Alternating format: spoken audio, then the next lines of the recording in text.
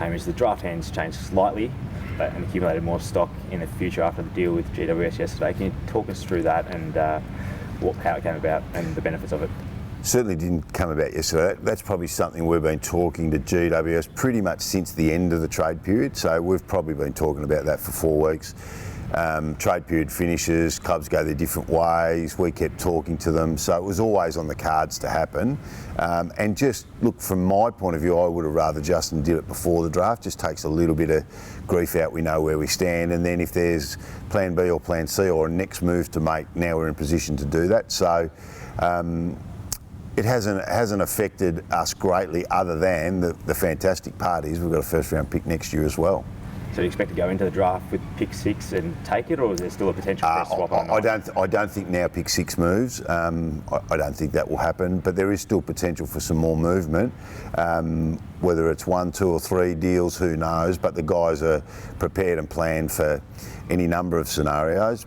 But I don't think pick 6 moves now. It'd be a big surprise if it did. It's a fairly even draft pool. How do you rate it personally?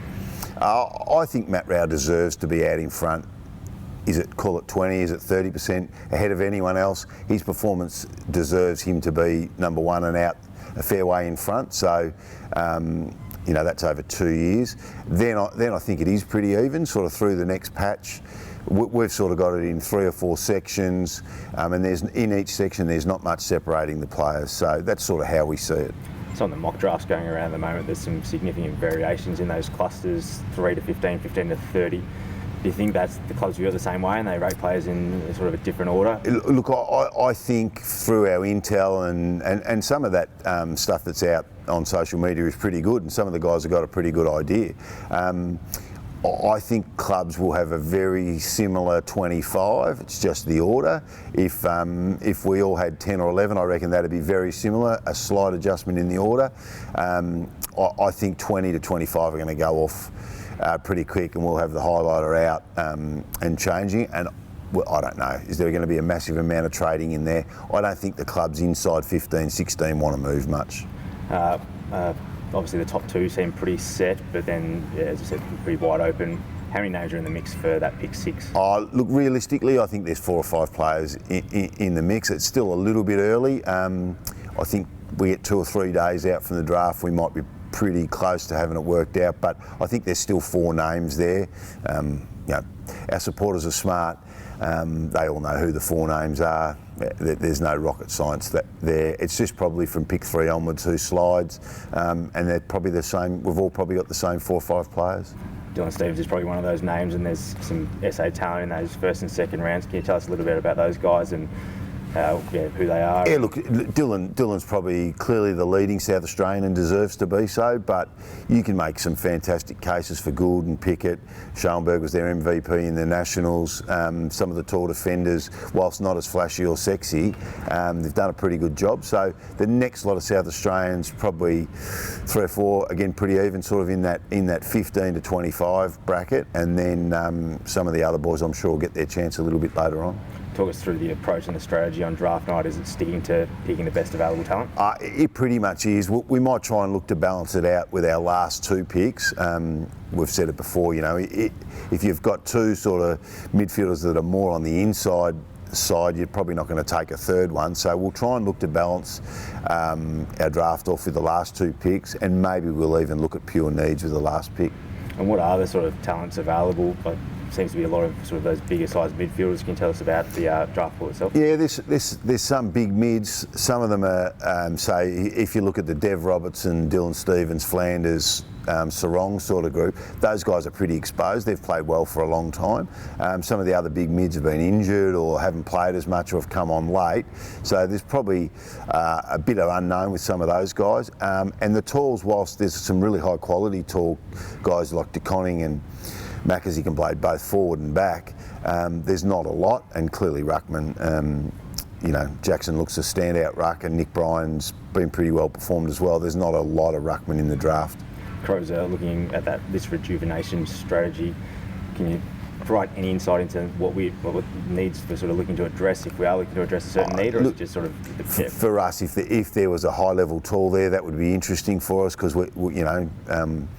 common sense says Tex and Daniel Talia are closer to 30 than they are 20, so in time you'd like to replace those. But we can't go into the draft saying we need to replace Tex or we need to replace Daniel Talia. We've still got to stay true to the talent, and you can never have enough good midfielders. And if those good mids can play half forward or half back or wing as well, that's a bonus. And are we comfortable with the current situation with the ruck depth? Is that something you've traditionally targeted in the rookie draft, or? Look, we have in the past. We're comfortable with the ruck depth. Clearly, everyone knows Riley really proved himself last year and looks on the way to being a long-term player. And whilst Billy Frampton hasn't played a lot of ruck in the last sort of 10 or 15 games, he's got a history of ruck. So, and Nixie knows him well, so they can work pretty well together. And Strawny's finals, when he got to play some significant ruck minutes, he didn't do much wrong. So. We're on the way there, and there's no sense picking a ruckman just for the sake of it. They've got to be good enough and better than what we've got. Obviously, the list doesn't build over one draft, and there's always an eye to the future. 2020, there's 2 first rounders, 2 second rounders. How are you feeling about being in place for that draft? Oh, look, it's good, and history says you're probably a chance to get another one somehow as well. Could we bring 2021 into next year? I don't mind next year's draft. Some people are a bit apprehensive about it, and yeah, there's lots of father-son and academies, but there's lots of other good players too, and we've watched it pretty closely. We've got quite a good board of 17-year-olds for next year, and we've got the 3 boys that are our NGA or academy.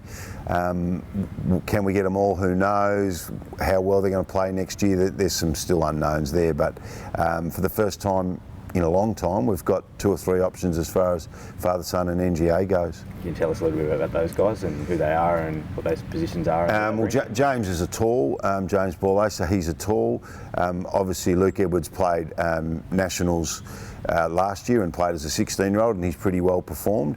And Tariq Newchurch is an NGA player who's just starting to find his way. He's going to move up to Adelaide, so he's done some exciting things, but let's see how he goes early next year. Just finally, what's the process between now and next Wednesday's first round? What needs to be done? Is the draft order settled? Is there still discussions and meetings going on? Draft order's pretty settled. A few tiny little bits of medical to check off with the doc, present to the coach. Then he'll probably come back to us 2 or 3 days later with any questions or queries he's got. We'll probably have one hookup just the day before or on the morning of, and we've got a couple of last-minute interviews to do, e.g. let's take Emma, the PDM, to see Mum, because we didn't meet Mum last interview. We like to try and get her in front of players that are realistic, so that the parents have got a really good idea, if the lad comes to Adelaide, what it looks like, what we're going to do, how everyone's going to be involved in the decision making, living arrangements, all those sorts of things. And plenty of work must go on behind the scenes to get these draftees ready to move over to Adelaide if they are from interstate. And yeah, so look, we, without giving any guarantees, and you can't, you like to give the family as much information. If it's us and if you're drafted by us, this is what it might look like, and they're the sort of conversations we're having at the moment.